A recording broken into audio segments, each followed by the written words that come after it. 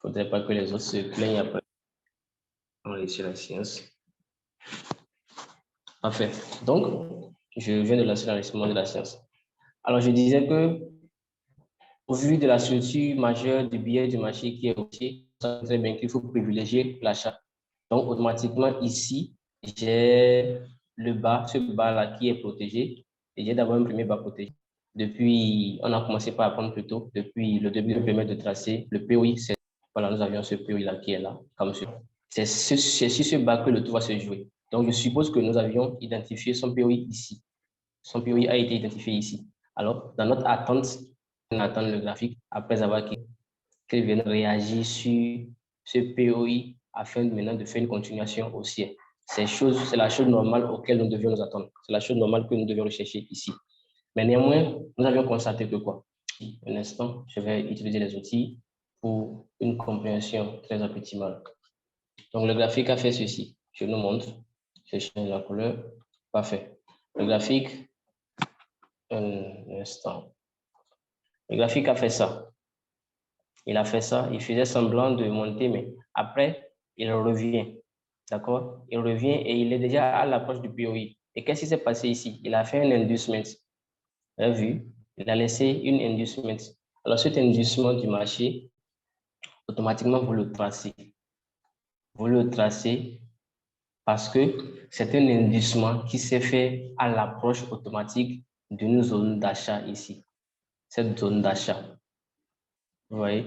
Donc, c'est une zone aussi qui aurait certainement permis à d'autres traders qui traitent ce qu'on appelle les supports résistance, d'accord? C'est vrai que mon schéma est un peu petit, mais est-ce que je vais voir si c'est possible de l'agrandir? Voyons voir si c'est possible de l'agrandir. Néanmoins, c'est pas mal. On fera avec, d'accord? On fera avec. Donc, je disais que à l'approche de ce POI, je dis à l'approche de ce POI, d'autres traders qui traitent les supports résistance ici seront en train d'attendre ce qu'on appelle la cassure de ce niveau et effectuer un sell ici. Vous voyez? Et ce qui donne automatiquement la nature de zone de liquidité des vendeurs. Donc, voilà pourquoi le nom de sell side. Sell side parce que c'est une zone de vente qui aurait été causée, induite par ce petit bas ici qui serait cassé. Et certains le verront comme ceci, un retracement, tel que vous le connaissez. Donc, pour eux, c'est une suite de retracement. Le graphique a cassé ce bas. Donc, un nouveau point de vente se fait remarquer ici. Ils feront le sell là, ils mettront le stop loss là et certainement viseront un TP quelque part là. Donc, le trader SMC, le market maker étant à l'information, étant plutôt connaisseur cette information, il utilise ce schéma pour pouvoir permettre au marché de regorger de la liquidité, de ramasser le stop loss des gens. Ce qui fait que dans cette zone, nous parlons de buy side, de sell side liquidity. J'ai perdu la connexion, j'espère que ça revient. Un instant. J'espère que vous me suivez, que la compréhension y est. Parfait. Le marché, le graphique est de retour. Donc, ce qui fait que automatiquement, nous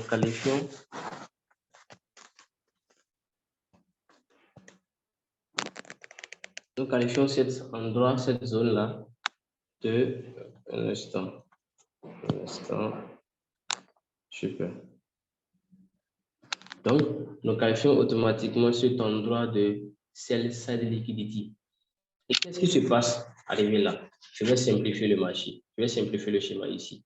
On a la zone de POI ici. Le marché fait un faux mouvement. Il fait semblant de s'approcher pour valider le POI. Après, il retourne.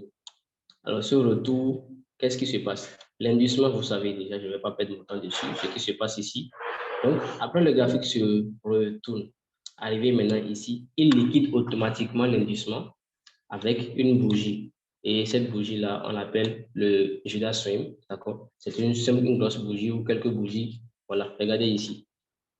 Pour ceux qui le voient, vous allez voir, c'est la même chose qui s'est passée là. Une bougie, une grosse bougie qui fait semblant de ramasser la dernière liquidité là et après, boum, ça se retourne vers le haut. C'est le même scénario qui s'est passé ici. Donc, il vient confirmer le POI après avec cette bougie et à quelque part là, on a maintenant un retournement du graphique qui commence à monter. Donc, on appelle ça le sell-side liquidity. Donc, pour vous dire que, pour faire un petit résumé sur le sell-side liquidity et le buy-side liquidity aussi, c'est que ce sont des zones qui se rapprochent de la définition d'un haut du range ou d'un bas du range. C'est-à-dire les bas d'indicement qui ont été créés par le marché pour vous induire souvent en erreur et des equal high aussi sont souvent utilisés étant comme néanmoins des zones de liquidité, mais aussi non seulement ils sont des zones de liquidité comme leur nom le dit, equal high, les schémas de l'élévation de liquidité, mais au-delà de ce qu'ils sont, ils sont aussi des buy-side et sell-side liquidity. Si c'est un equal high, il s'agira d'un buy-side liquidity. Si c'est un equal low, il s'agira d'une sell-side liquidity. Maintenant, si question il y en a, laissez là dans le chat, d'accord, dans la discussion, je vous répondrai. Maintenant, nous allons passer à la vue de la zone du buy side. La zone du buy side, et c'est elle qui est intéressante ici, qui nous donne ce qu'on appelle un renversement du marché au vu de la nature de la tendance, puisque la tendance est baissière. La buy side liquidity, quand elle se voit prise comme ça, d'accord? Quand elle se voit prise comme ça donne souvent un très bon renversement. Surtout quand vous aviez ce type de schéma que j'ai ici. Le premier, il fait un sell side ici, il ramasse, il prend encore ici. Maintenant, je vais vous expliquer qu'est-ce qui se passe ici. On voit ce haut, d'accord? Nous avons vu ce haut de la tendance de la structure haussière, ce haut de notre range, pour ne pas dire la zone de la résistance de notre range qu'on a définie. Vous convenez normalement avec moi que dans une structure haussière, le graphique est censé faire ça. C'est-à-dire, ça respecte la théorie de Dow, qui est quoi? Le graphique est censé nous donner des plus hauts de plus en plus hauts et inversement de plus bas de plus en plus bas. Tout ça pour soutenir la tendance haussière. Ça, c'est du point de vue passation. Et du point de vue aussi SMC ou ICT, on parle là de la même théorie, mais ici, on parle plus des structures. Les structures formées par les high, high, high, high, high, high, lower, low, lower, low, lower, low, et ainsi de suite. Donc ici, en temps normal, vous convenez avec moi que pour une continuation haussière normale, le graphique, d'accord, devait au moins former un truc comme ceci, faire ça et continuer. Mais néanmoins, ce n'est pas ce que nous avions observé. On voit que la petite cassure là est très, très minime. Elle est très minime et c'est après que le graphique a commencé par intégrer. Et quand vous voyez des choses comme ça, ne vous attendez pas ou ne cherchez pas à dire que voilà, et le graphique a cassé sur haut et qu'il devrait respecter le POI éventuel qui peut être ici ou quelque chose du genre. Non, la plupart du temps, c'est un ramassage de liquidité. On appelle ça un buy-side liquidity.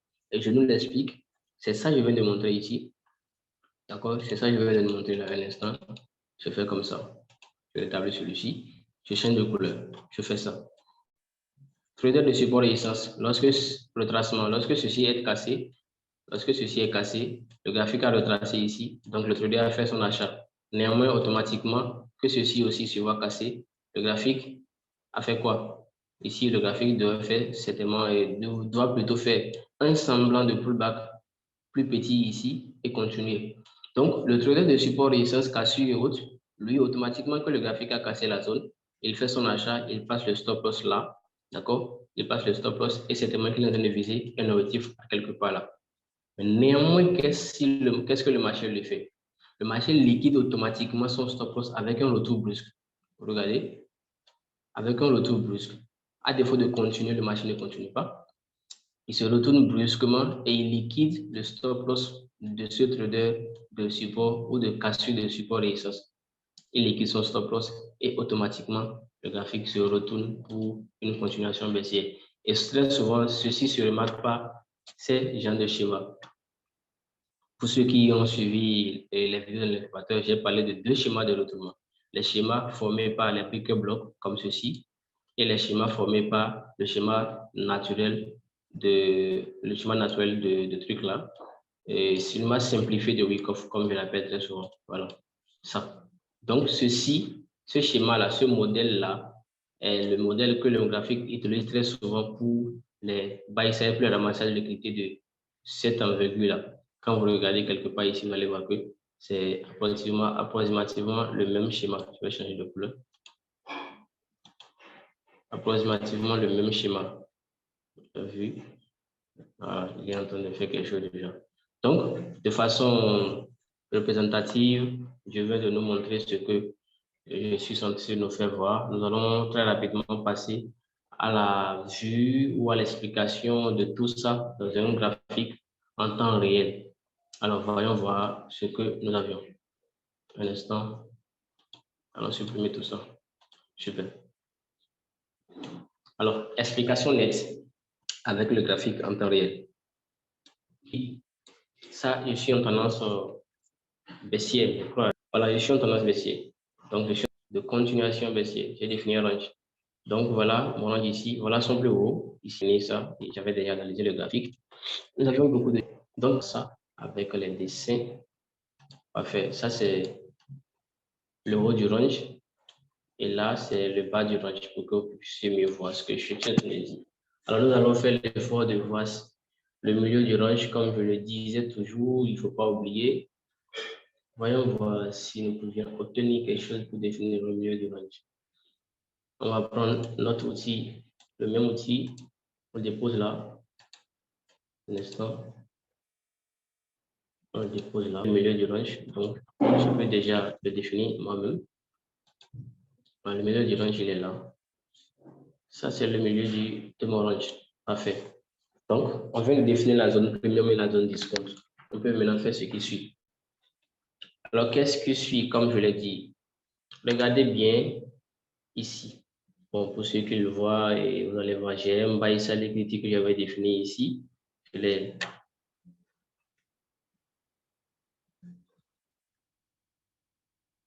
OK. Je disais que j'ai un buy sell liquidity que j'avais défini là. Un buy sell liquidity que j'avais défini là. Et même en bas ici aussi, il y a un buy sell liquidity qui a été défini là. Mais néanmoins, je ne suis pas dans cette portion-là du graphique, mais je suis entre ce haut et ce bas. Donc, c'est ce qui se passe entre ce haut-là et ce bas qui m'intéresse. Alors, qu'est-ce qui s'est passé? Pour vous qui le saviez déjà, d'accord, je ne vais pas tergiverser autour. Je ne vais pas tergiverser autour. Ici, nous avions notre haut, nous avions notre bas. Maintenant, qu'est-ce qu'on cherche entre le haut et le bas? Nous sommes en tendance baissière. Toujours avoir ce schéma-là en tête. Nous sommes en tendance baissière, ça veut dire que ce n'est pas le bas qui nous intéresse, c'est plutôt la zone premium qui nous intéresse. Ça veut dire que donc la zone qui est au-dessus du milieu du range, donc au-dessus ici. Donc tous les POI qui sont là m'intéresseront donc. Alors, qu'est-ce qu'on a constaté? Nous avions eu ce POI, ce haut et ce haut-là qui nous a servi en quelque sorte de call high, qui est en même temps une zone de liquidité. Et comme je l'ai dit, les call high, d'accord, ou les call low peuvent être aussi servis pour une zone de buy sell liquidity, que ce soit à la hausse ou à la baisse. Maintenant, ici, cher monsieur, nous avions notre POI qui est ici dans la zone grise là. Je vais profiter pour vous expliquer ce truc qu'on a effectué aujourd'hui. Donc, nous avions ce POI-là qui est dans la zone grise. Néanmoins, nous savons le haut de notre ligne qui est là. Donc, pour ceux-là qui ont bel et bien, qui se souviennent bel et bien de ce qu'on a enseigné et tout, lorsque vous définissez le haut de votre range et le bas de votre range, vous cherchez maintenant les zones de order block ou de supply zone ou de POI qui se retrouvent dans votre zone, c'est-à-dire au niveau du bas ou au niveau du haut, qui puissent maintenant être utilisés comme des zones de bloc pour le graphique. Donc, au sein de cette zone-là, voilà ici notre POI. Maintenant, ici, on l'a réduit, nous l'avions mitigé. Comment est-ce que j'utilise ce mot? Passez-moi le mot, quelqu'un peut me passer le mot, un instant. Nous l'avions raffiné. Exactement, merci bien. Nous l'avions raffiné. Nous l'avions raffiné à ce niveau. Donc, on a raffiné le POI, voilà notre raffinement qui s'est arrêté là. Mais néanmoins, au-dessus de ce raffinement, d'accord, vous allez voir que nous avions automatiquement une zone large. Et cette zone-là, vous savez très bien, ça fait partie des schémas de liquidité qu'on a vu au niveau de l'incubateur. Donc, quand vous définissez votre stop loss en fonction du POI qui se retrouve en dessous plutôt de cette zone-là, en même temps, vous devez savoir comment est-ce qu'on l'a expliqué au niveau de l'incubateur. Je ne vais pas perdre du temps et à expliquer cela ici. On va maintenant l'utiliser. On va le prendre comme si c'était déjà acquis en quelque sorte. C'est-à-dire vous avez déjà compris la notion, vous l'utilisez déjà, donc on va tout simplement l'utiliser pour la suite. Alors ici, on a notre POI qui a été raffiné et en dessous de ce POI, à la base de ce POI, nous avions vu 2 euros de quoi? 2 euros d'inducement. 2 euros d'inducement qui sont automatiquement un equal high. Et vous le saviez, equal high fait partie des schémas de l'équité qu'on a vu. Alors, l'equal high ici étant aussi une zone de résistance. Donc, le trader qui utilise les zones, les cassures, qu'est-ce qu'il aurait fait? Il va attendre la cassure de cette résistance-là. Donc, automatiquement, que ça a été cassé ici, vous avez vu, ça a été cassé là. Il va faire son achat là, mettre son stop loss. Et comme vous le savez déjà, nous avions notre POI ici. Le trader SM sait très bien que le POI est là. Donc, c'est ce POI-là que le graphique va respecter et descendre. Mais le trader qui fait du price action cassure de support résistance n'ayant pas plutôt cette information, d'accord, lui va se faire liquider son stop loss ici. Il va se faire liquider son stop loss et c'est après maintenant que le graphique va se décider de baisser. Donc, ça c'était juste une première explication. Alors ici, où se trouve notre buy side liquidity? La voilà tout simplement là. Notre buy side liquidity se retrouve ici. On va tracer le buy side liquidity avec ce sommet. Et voilà ici le buy side liquidity. Et c'est à partir de là, on a vu effectivement que le graphique l'a cassé avec ne serait qu'une seule bougie. Et après ça, encore réintégrer la structure pour pouvoir baisser. Et cette cassure a pris maintenant notre POI. Donc, tout ceci était de l'inducement en même temps avec buy side liquidity. Donc, l'information ou la notion de buy side liquidity qu'on dit, c'est tout simplement le fait que à l'approche d'une zone de vente, d'accord, à l'approche d'une zone de vente, il y a de l'inducement où il y a un euro qui n'a pas pu toucher la zone de vente que le graphique va utiliser maintenant comme zone de liquidité avant maintenant d'effectuer la vente. Pareil aussi pour la zone d'achat. Je suppose qu'on avait une zone d'achat que le graphique devait toucher, mais regardez ici, c'est la même chose qui est là. Il y avait une zone d'achat ici, la zone bleue, la grande zone bleue là. Le graphique était venu, le graphique était descendu, il s'était arrêté à ce niveau, comme ça. Et il a fait semblant de se retourner. Vous voyez, il a fait semblant de se retourner. Et après, brusquement, il revient pour toucher la zone. Et c'est après maintenant qu'il s'est décidé de monter. Donc, ce bas qu'il avait laissé, en faisant semblant de se retourner dans un premier temps, était là notre zone de buy et de sell liquidity. Était là notre zone de sell liquidity parce que automatiquement que ce bas se verra casser, certains feront des sells. C'est pourquoi on appelle ça une sell liquidity. Parce que certains auront posé la question de savoir pourquoi on dit sell liquidity alors que le graphique est censé venir toucher la zone et monter. Pourquoi on ne dit pas buy sell liquidity? En fait, la notion de buy sell liquidity et de sell liquidity, comme le nom le dit, c'est pour ceux-là, c'est pour induire la zone où le market maker induit certains traders qui font de la vente alors que le graphique se prépare à aller en achat et les traders qui font ici de l'achat alors que le graphique se prépare à aller en vente. Donc, ceux-là qui se préparent, qui se font liquider en prenant des achats, c'est à cause de ce qu'on appelle la zone de liquidité d'achat. C'est exactement ce que ça veut dire. La zone de liquidité d'achat. Et ici, la zone de liquidité de vente. Donc, il prend la liquidité des gens qui ont fait des ventes ici, des traders qui ont effectué des ventes ici, avant maintenant de se décider de prendre une tendance liée, ce qu'on peut comprendre par cette notion de buy sell liquidity et de sell liquidity. C'est un très capital qui est aussi pour que vous puissiez la même chose qui s'est passée. L'approche de ce graphique, dans un premier temps, avait fait ce faux mouvement. Il a fait semblant de se rapprocher d'ici. Mais il n'y est pas parvenu. Il a commencé par se retourner. Vous avez vu, il a commencé par se retourner. Donc, aussitôt, le trader du support résistance de cassure, lui, c'est que quand ce niveau sera cassé, il va falloir qu'il fasse un achat comme ceci. Mais néanmoins, le trader SMC, c'est que sa zone se retrouve ici pour une vente.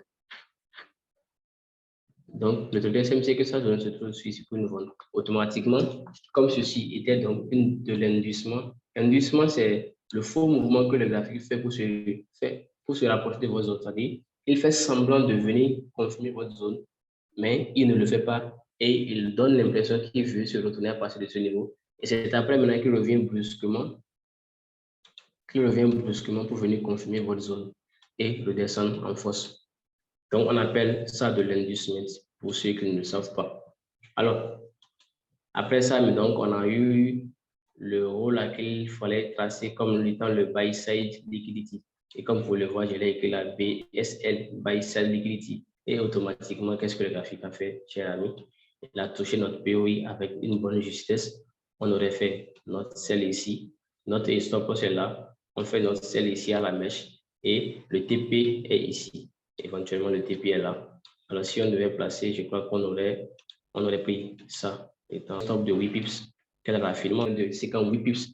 Donc, si vous avez utilisé le lot, le micro $8 pour gagner, l'objectif a été atteint avec SK. C'est avec le plus petit lot, d'accord, pour ceux qui utilisent le Forex, d'accord, vous auriez risqué 0,78 $ pour gagner 5,8 $. Tout simplement ce que cela veut vouloir signifier. Donc, merci beaucoup pour l'attention que vous avez accordée à la suite de cette vidéo, à la suite de cette séance plutôt. On va se dire à la prochaine et prenez bien soin de vous et bonne chance à vous.